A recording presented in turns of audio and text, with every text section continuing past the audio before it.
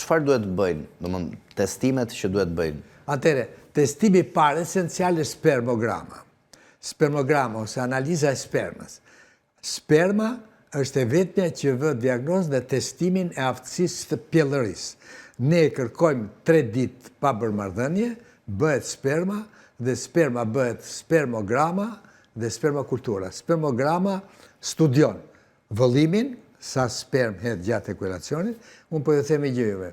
Çdo mashkull, çdo sekond prodhon 300.000 dhe në një marrëdhënie seksuale hedh 300 milion sperm.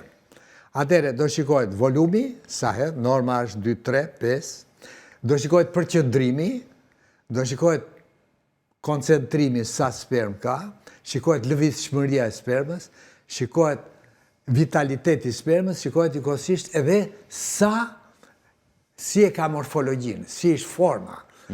Ata njerëz, ata meshkuj që kanë një morfologji mbi 4%, 4, 5, 10, 15%, janë thelbësor, janë shumë të mirë, edhe kanë një shëndet të plot. E dyta, sperma duhet jetë 60-80 milion, duhet të hedhi. Dhe në fushën e parë, në shpejtësinë e parë, duhet të ketë mbi 50% të shpejtë. Dhe duhet të ketë shumë pak palëvizshëm dhe ketë shumë pak të lëvizje progresive nga data. Duhet të jetojë mbi 48% dhe duhet të ketë morfologji 4%. Dhe sperma është elementi esencial i cili ne na jep mundësinë e aftësisë dhe të shëndetit të prodhues. Dhe sperma ne e bëjmë jo për të parë problemet e performancës seksuale, sepse meshkujt shpesh nuk e bëjnë, thonë jemi mirë, jemi normal, po e bëjmë për të parë shëndetin e prodhues. Dhe unë e kam rekomanduar dhe po ju them prapë, është shumë e rëndësishme që çdo mashkull dhe çdo 3 deri 5 vjet duhet bëjë një sperm për të parë si e ka shëndetin e prodhues.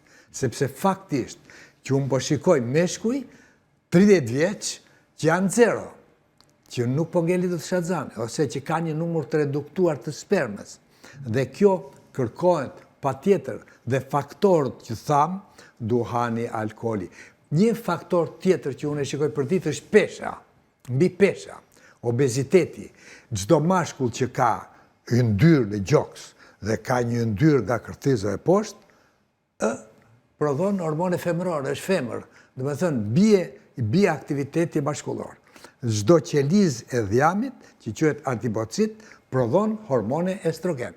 Dhe kjo estrogeni ka një gjë, në këto obezitet, ka një ndryshim metabolik. Kemi një aromataz, që është në gjak, që testosteronin e mashkullit e kthen në estrogen. Dhe atje humbet aftësia riprodhuese. Dhe kemi një numër më të vogël të spermës. Dhe një mashkull që nuk ka 60 deri në 80%, sepse në fakt çdo muaj 6 deri në 8 spermatozoide shkojnë për të gjetur vezoren,